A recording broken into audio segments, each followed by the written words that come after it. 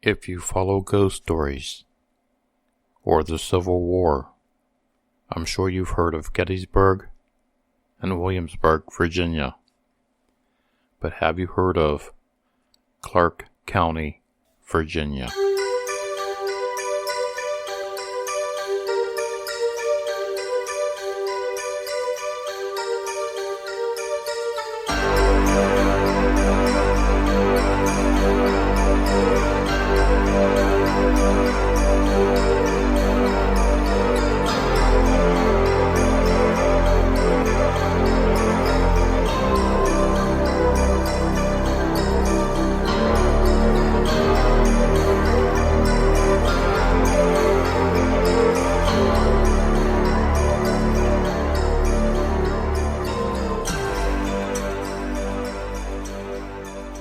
Okay, we have Michael D. Hess on the other end of the line tonight, and Michael is the author of Haunted Clarke County, Virginia, and it's available on paperback, correct?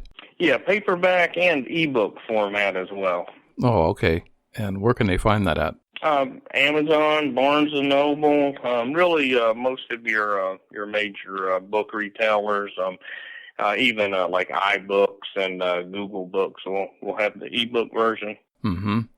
And where exactly is Clarke County, Virginia? Okay, Clarke County is just a small county, very small county in the northwestern part of Virginia. It's about 60 miles northwest of Washington, D.C. And like I said, it's just a small county. It's lies west of the Blue Ridge, so it's it's there in the mountains. A real beautiful, picturesque place.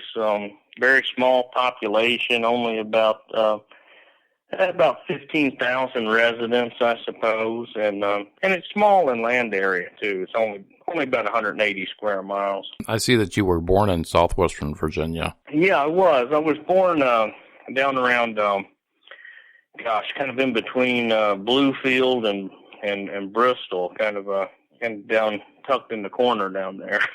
Yeah, I've been to Gettysburg and Williamsburg, but I've never been to Clarke County. So I did some research in the last couple of days, and I found out that they have the most activity of any place in Virginia. Yeah, it's there's a lot of history there. The town of Winchester is only about 10 miles, I guess, west, and during the Civil War, I think it changed hands like 70 times. They say there was just a ton of activity during the Civil War, and so of course with that sort of thing, you get a lot of your hauntings. You got a lot of the battlefields. The Shenandoah River, claimed some drownings during the war, things like that, and of course you've got still to this day, you've got a lot of those large antebellum homes. And, after a major conflict back then, any of those large homes and old farmhouses served as makeshift hospitals. So you can imagine that there's a lot of energy, in that part of the world. Yeah, I seen on here that they're known for, really a lot of ghost activity, spirits, orbs, poltergeist, UFOs, and even Bigfoot. So, yeah, you name it. They're in the mountains. There's your Bigfoot reports, and also you've got the Mount Weather. It's a FEMA facility, and it's in the Blue Ridge Mountains. It's kind of straddles Loudoun County to the east and Clarke to the west. But it's one of those real shadowy, very secretive places. I guess its official purpose is, like I said, FEMA runs it, but nobody really says, what it's for. And, during 9/11, it was, there's like an underground city there. So like, Dick Cheney was rushed there, and, it's one of those, facilities that, if something bad happens, they're supposed to be able to continue to run the government out of it. But you could imagine with, like a secretive place like that tucked away in the mountains, there's all kinds of wild rumors, that goes on with that. And I can even remember an X-Files episode, I think in 2002, Agent Mulder, he broke into Mount Weather and learned of an alien invasion. But that's just kind of the things that a lot of that wild speculation and rumors happens there. Mount Weather and Berryville, and that's all Clarke County? Yeah, it is. And Mount Weather is Mount Weather is it goes over into a neighboring county too. It's kind of like in two counties, but that's the scene of a tragic plane crash in 1974. TWA 514 crashed, into a rocky outcrop just probably about a mile and a half from the Mount Weather facility. Yeah, I've seen that 92 people perished on that crash. Yeah, all 92 people. I think there were, 7 crew members and I think 85 passengers, and they were all, killed instantly in that. And you hear about your weird activity, around the crash site, and you go by it. There's like just this large outcrop, and with flags and crosses and things. But people have taken pictures of orbs, and I think paranormal investigators have recorded EVPs from there. Mm-hmm. I've heard of people talking about smelling just out of nowhere, just smelling a heavy smell of like kerosene or fuel. Just a lot of weird things happen up there. I see that your wife was from Clarke County. Yeah, she was born and raised there, and she was kind of my inspiration for writing the book. I've always been into hauntings and ghosts and things like that, and this book, it's by History Press, and they've got a Haunted America series. A lot of your listeners might have seen, some of these books. And, if I go someplace new and see one, I like to pick them up. And I've always enjoyed reading those books. And I just thought it might be kind of fun to write one. And, she was just like, why don't you do Clarke County? And I was like, yeah, I think that there's enough weird stuff there, from things that she'd told me over the years, and then things I already knew about, like like the airplane crash and the Civil War stuff. But she'd tipped me off to a lot of other weird things that had went on, and one thing led to another, and I wrote the book. That was my next question: was she inspired you to write the book because she on Clarke County, because she was from the area, so she would probably do a lot of the history. Yeah, and she's one of those people that's very sensitive to to the presence of like spirits and things. Like we could we've been to a lot of places, and I'm about as sensitive as a brick, when it comes to that sort of thing. But if there's something weird going on, though, she'll feel the blast of cold air. She'll be like, "Oh my God, something just touched me," and I mean, she's all the time. We'll be right beside each other, but she'll always catch an anomalous picture, things like that, and she's got her and her family too. They've got a lot of stories from over the years of things, and even a house that she lived in was haunted. You have 4 other books on the paranormal, and I'd written a few self-published books, but this is the only one that I've had published before, and so I was really, really happy to be able to to do this one. Clarke County.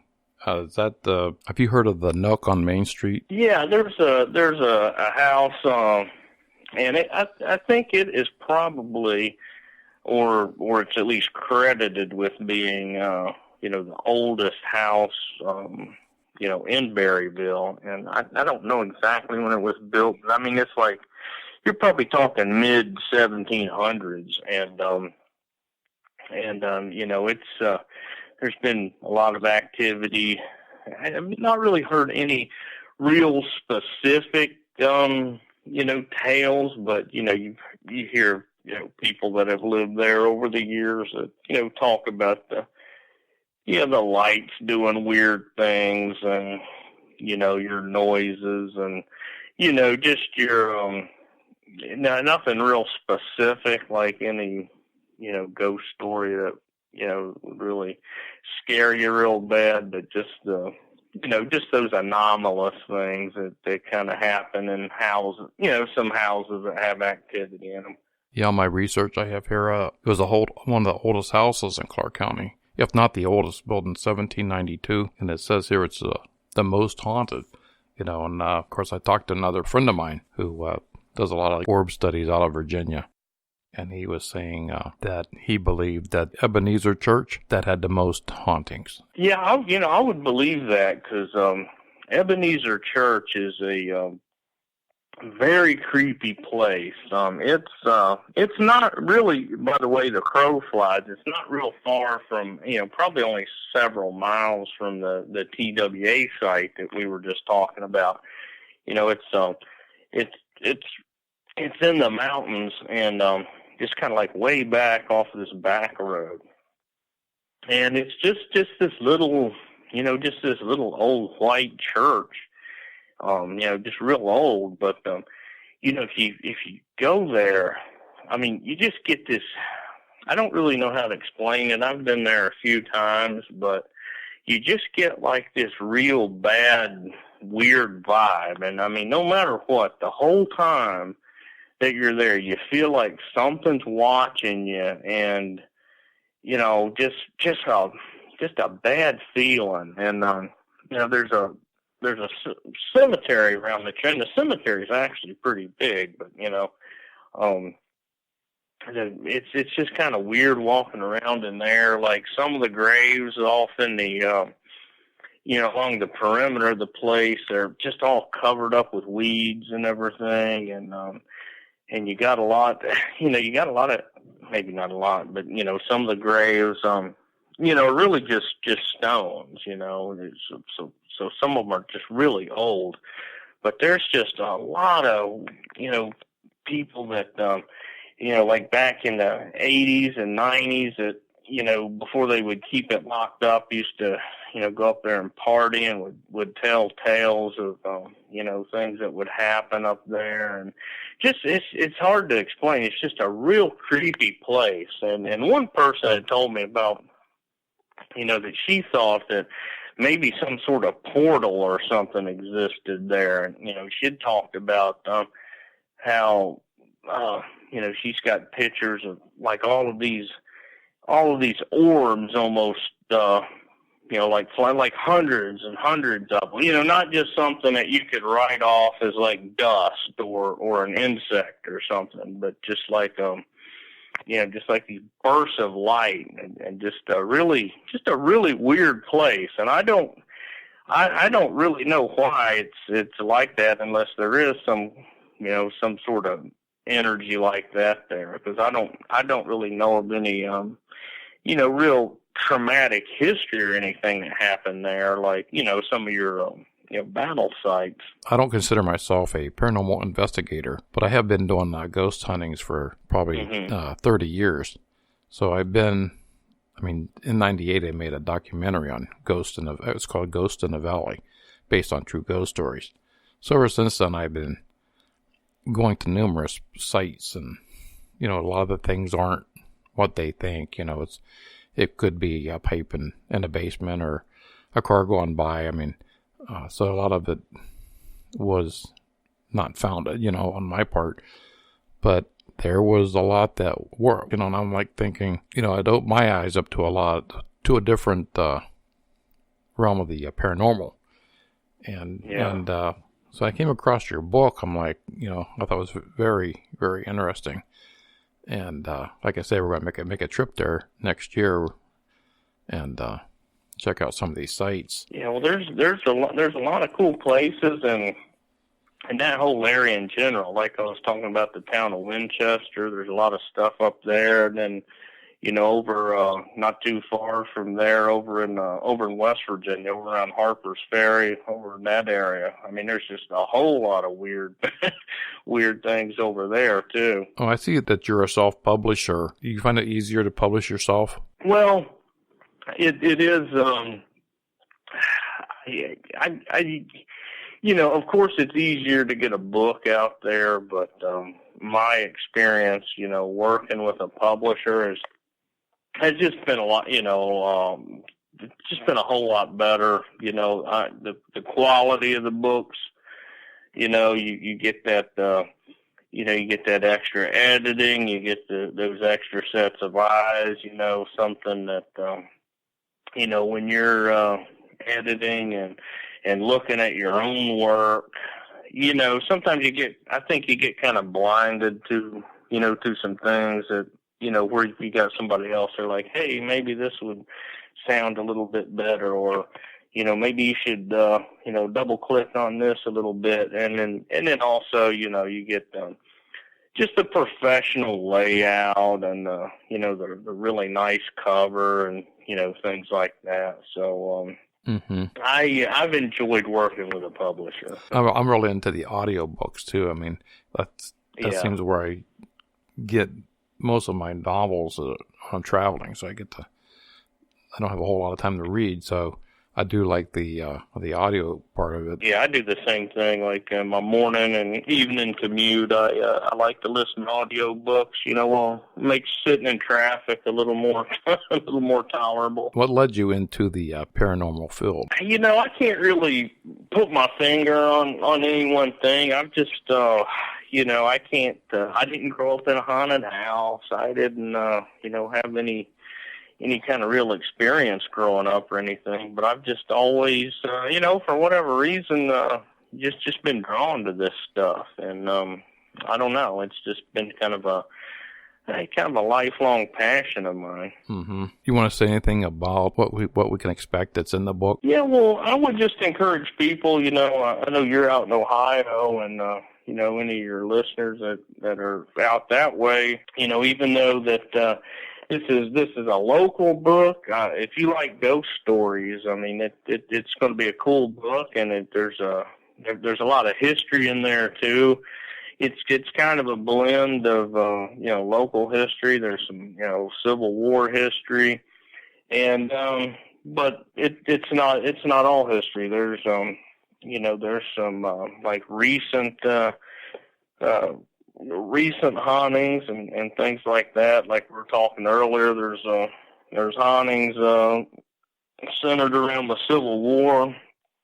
I've got a story in there about in the late 1800s, a house in the county, and this was making the newspapers all the way down into Richmond about being pelted with stones, and how that there was just all this poltergeist activity inside the house. And, this story, went, far and wide in the newspapers. And, so there's things like that. And there's just a whole lot of fun tales. And, it's a quick read. The book's probably, 130 pages, nothing that's, nothing that's too heavy to get into. Just good fun, pretty cool stories. Mm-hmm. I do have followers from Australia to California to New York. Oh, wow. So, and I thought the same thing when I started my podcast, Ghost in the Valley.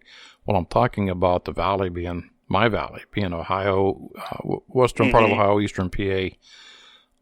But I was surprised that there are people in California and New York that are interested in any ghost story. It hits home because it's what I found out. It's everywhere. It's not just in New York. It's not just in Kentucky or all through England. I mean, especially through England, all the churches and I think that's why this the Haunted America series that my book is a part of, that History Press puts out. I think that's why it's mean, it's been around for years and years, and I think they released 6 or 8 titles here in September, and I think that's why it's had such staying power. As people, you don't have to be from that area to enjoy one of the books. It's kind of cool to read about stories from somewhere else that that sound a lot like a story that took place in your neck of the woods. Mm-hmm.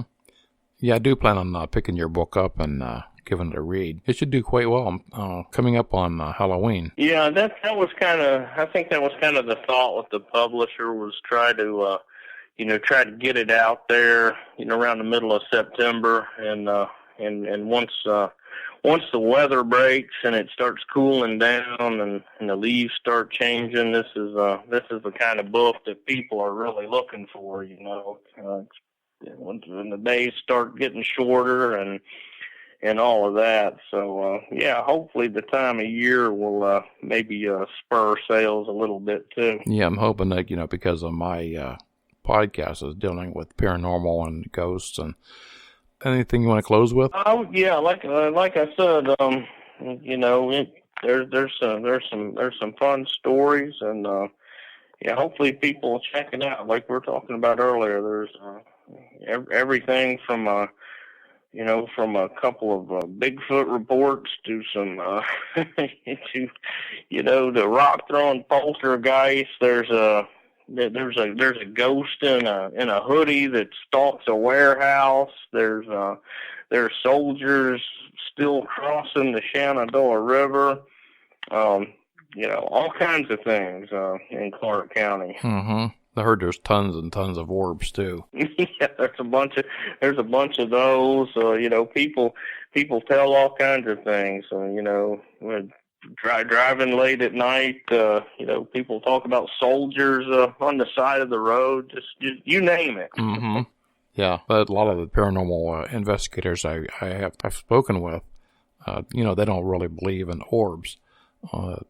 They call them dust particles or burst of light, or I don't know. I've seen both sides of it. I actually seen an orb that it sure wasn't a dust particle. Yeah. I mean, I've personally, I get that, what they say about the orbs, and a lot of times, you can't explain it as dust, but, or this, or water droplets, things like that. But then, when you get a extraordinary number of them, in a place that is known for weird activity, this was like that kind of thing. And then, sometimes, I've seen them with my naked eye before. I one time I saw like a softball size, just like a ball of light, and it just kind of floated and bounced around, and it was something that defied the laws of physics. And I wasn't looking at a piece of dust. That was, I don't know what it was, but it was something. So I don't know.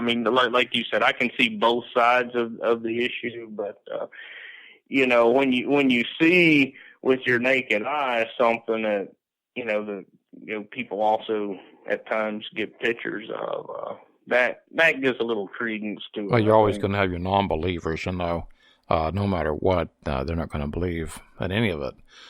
You have to witness, I guess you have to witness yourself to really believe.